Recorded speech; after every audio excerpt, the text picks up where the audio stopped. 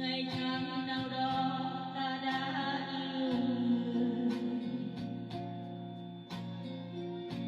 Nụ hồng môi xưa thôi cũng tan rơi, mây vung mây bay xuôi về phương trời. Người cho tôi biết tình yêu là thế, là không hẹn đến nhưng mai đi, là bài thơ yêu